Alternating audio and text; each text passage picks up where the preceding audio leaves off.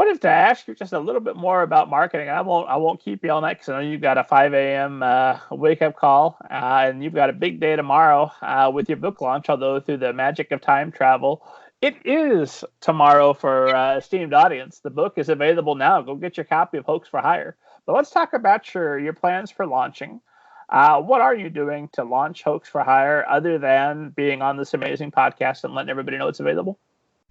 I've done so many different things to launch a book over the last few years. Some have been great and some have been such duds.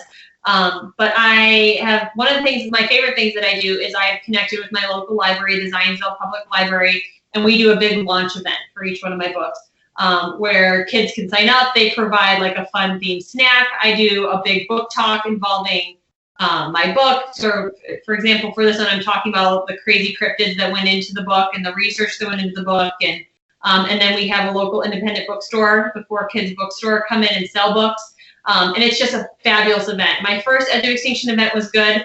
The second one was gangbusters because I had done so many author visits in the area that all these kids who had seen me in schools came, and it was just, I felt like I'd made it, right? Because I had a line in my signing table, which if you do a signing at a local bookstore, you feel like a used car salesman half the time. So that was really neat. So that's my favorite thing that I do. Does it sell hundreds of books? No. It sells 40 to 50 books on launch day. But I love it because it's, my local community. It's a 5-minute drive. I get a chance to talk to all these kids. So I love that. One of the other things that I started doing the last couple of years is reaching out to Instagram, like influencers kind of thing. And not book Instagrammers, which is what I feel like a lot of book people do, is they find like the book Instagram accounts and that's who they send their stuff to. And for young adult books, I think that's great. They have a bigger following on social media by their readers. So for what I mean is if a young adult book goes up on social media, the chances of their readers seeing it are really high. Versus if you put your middle grade book up on social media, a lot of the time the people who are buying those middle grade books aren't following those book bloggers. So a lot of the people that I reach out to are like lifestyle mom bloggers who have kids who are in the right age group for my books. And a lot of times there are people that I've followed for years and have had back and forth conversations with. So when I reach out and say, hey, by the way, I'm a middle grade author, can I send you, one of my books? And I never ask them to publicize it. I never ask them to post about it. I just send it, and sometimes they do, and they'll say, look at this cool book we got, or look, my kid is really enjoying this book. And if they have 10,000 followers, that's like free advertising, right? And it's a more authentic free advertising to other moms who might be in that same look for a book. I heard somewhere, like, you have to have your book seen like an obscene amount of times before someone will pull the trigger and buy it. It's like 5 or 6 times, which is so daunting because how in the world are you going to get your book in front of people that many times? I heard 7.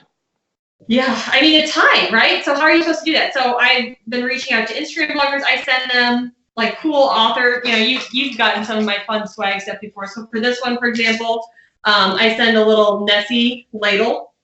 You can see here. For those of you who are listening to the podcast instead of watching it, there's literally, it's a ladle for soup, but with Nessie's head on it and little feet. My son has been walking this around the furniture all afternoon. I've had it up high.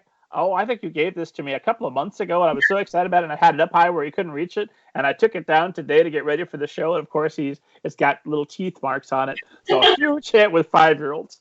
Yeah. That's a great, Instagram moment, right? You put your sea monster ladle in your soup you're making, and how cute. And actually, I've heard there's a lady who has an Instagram account and a huge following just with her soup ladle that she takes pictures of places the soup ladle goes.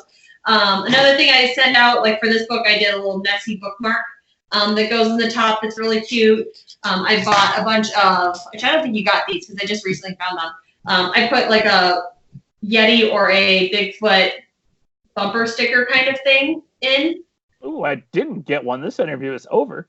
That looks sweet. I have some awesome ones. So I was able to find, a pack of 12 of these on Amazon. So I just tucked one of those in the book. A couple people, I only was able to find 2 of these last Christmas. I have little Yetis that went out to people that they're cute. So reaching out to some influencers has been helpful because people hear about your book, and so they might not buy your book when they hear about it, but next time they're wandering around Barnes & Noble, they may go, oh, I heard about this one, honey. Why don't you check this one out? So your odds are better that someone might catch your book on the shelf. I've done... The person you gave the swag to, every time I'm making soup, I'm going to look at this and I'm going to think fond thoughts like, Laura Martin. I haven't talked to, well, I won't think that because I will have talked to you for recently. But somebody might think, I wonder if she's written any new books a year or two. Oh, Glitch, I haven't read that one. I remember Laura gave me this great thing. Let me check out her new book. That makes you a big hit with them forever, right? A raving fan. One of my best marketing things I ever did was reach out to the Read Aloud Revival podcast. This is before you had a podcast. But I reached out to her when I just had Edge of Extinction out and said, like, hey, I know I'm a nobody, but I'd love to be on your podcast. I used to teach. Here's some of the things I could talk about. And she had me on her podcast. Her podcast has been downloaded like over 1 million times. Not my specific episode, but just in general. So, and it's reaching, her audience is not necessarily writers, it's moms who are trying to find books for their kids. So a lot of times people get very wrapped up in the social media of book Instagram, where at the same time you need to think about who's looking at all those book Instagram. It might be other writers. It might just be a lot of other authors.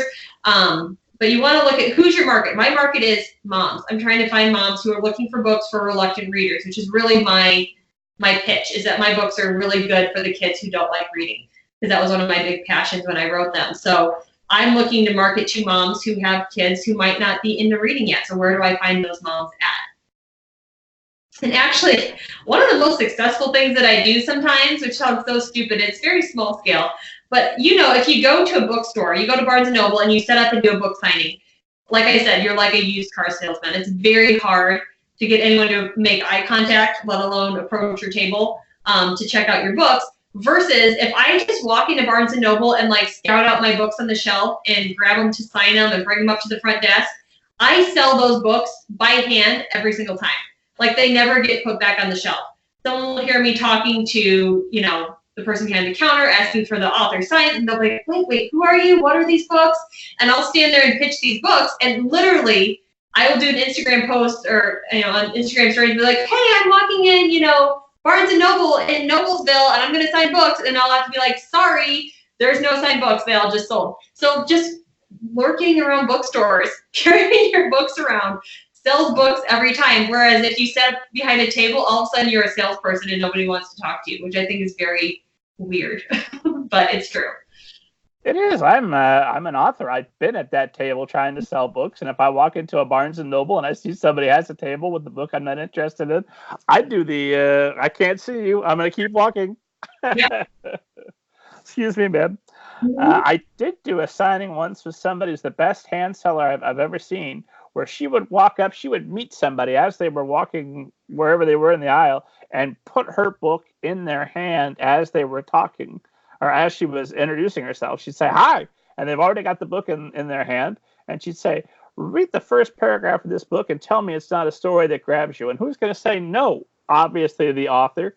But I felt like that was too great a social cost to pay for the sale of one book, because, she sold most of the books. She did that, but I felt dirty watching it. I don't know, maybe she didn't feel bad, but I felt like, it's not okay.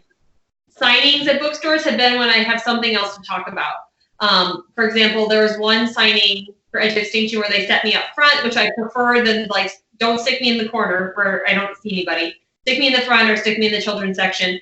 And they were doing a big summer reading thing that day. So as people came in the door, instead of saying like, hi, here's my book, could you please buy this? I was like, hey, have you heard about our summer reading program? And I brought them in that way. And then I'd say, I'm here, I'm an author, I'm promoting my book today, this is it, blah, blah. So it was a much more natural way to kind of feed into things. So if you can do a book signing where it's tied into something like that and you have a shtick for why you're there and you're not just the person selling books, that's helpful. The other thing is try not to be there for hours and hours and hours. I made that mistake one time. A bookstore said, hey, could you come in from, I want to say it was 8 to 1. I was there for 5 hours. And I sold all my books, but at the same time, 5 hours of time to move 20 books was I could have been writing a lot in those 5 hours. You know, time is really limited. So if you're going to do a book signing, keeping it to 1 to 2 hours max. Plus, like you said, it's draining to do those kind of pitches on you, and you start to lose your enthusiasm by the end of hour 2, and people can tell that. So I don't, generally speaking, I don't even do that as much anymore, just because anytime I've done it, if I sold my whole stack of books, great. I feel swell, but then I'll pull up my online accounts and see how many books I sold passively, not doing anything during that same period of time. So, oh man, I could have been writing. I could have been doing a lot of different things with that time. In fact, I forgot to mention this at the start of the show. If you're in Indianapolis, I will be at Comic-Con this coming weekend. What is that? That's the August 30th, August 31st, and September 1st. Come out, come see me. I'm going to be there. Ron Perlman's going to be there. Kate Beckinsale, lots of famous people. The fella who does the voice of my favorite cowboy, John Marston, in Red Dead Redemption, he's going to be there. But the whole reason I brought that up is I can't wait. I'm going to say, Mr. Marston, what was it like to be the cowboy that shot everybody? Because I really like being the cowboy. Did you like it too? He's going to like, get away, you're a grown man. But yeah, but the game though was so amazing. But the reason I bring that is I'm not going to take any books. They offered me, like, do you want to sit and do a signing? I'm like, no, I'm going to give everybody a card. I'm going to let everybody know where you can find me, middlegradeninja.com. Check out the podcast. And then I'm going to go talk to the guy that's doing Red Dead Redemption. I don't want to sit there and sign books. Ron Perlman's going to be there. I got to track him down and ask him about Sons of Anarchy. I'm going to be busy. So what are some marketing pitfalls that you come across? What are some things you've done that you've learned not to do because they just didn't get you that ROI you're looking for? Like I said, the 5-hour book signing was a lot and draining, and I walked away not feeling like it was a win. Doing author visits for free were one of the things that I've discovered is not necessarily a great use of your time. I did a lot of them for free right when my first book came out, and I don't regret them. Some of them were great and some of them were not so great. I feel like if a school has zero skin in the game, they're a lot less likely to promote you, to do pre-orders, things like that. I walked into classrooms where the kids had zero idea who I was, what books I'd written. The librarian or the teacher had said, oh, I was supposed to do pre-orders. That was me, you know, even though I'd followed up on them 5 or 6 times. So I would move 0 books. The kids had no idea who I was. It's not like the teacher had prepped them or read a chapter or anything like that. So I've discovered even if the school's only paying for my gas to get there, if they have something invested in it, they're going to put a lot more effort into making it a good visit. So school visits for free would be one of the things that I would say, unless it's a really great opportunity and you know they're really going to, you know, pre-order books and really do it well. I would maybe avoid them a little bit. Other things, I mean, like I said, I send books to influencers. Sometimes I send a great big beautiful box of books of goodies and all the things, and they don't mention it. And it's just, sorry. And sometimes it's even people who I've reached out to and said like, hey, can I send these to you?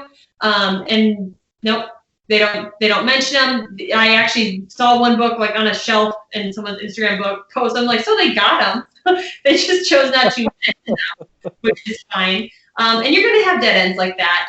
You know, I've reached out to a few different like award kind of things and said, hey, can I send you guys books just to consider? Sure, you send them, you never hear anything back.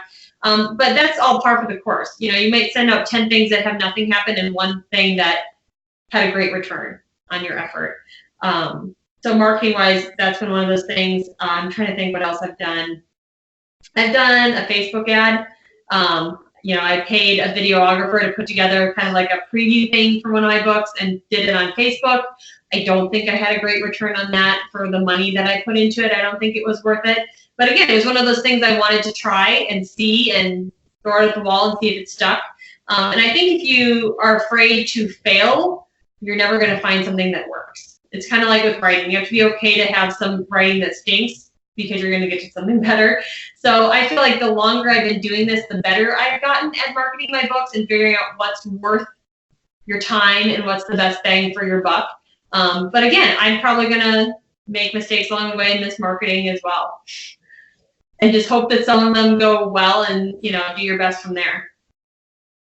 I would love to talk to the person whose plan is to go through life and not make mistakes. You let me know how you're going to pull that off.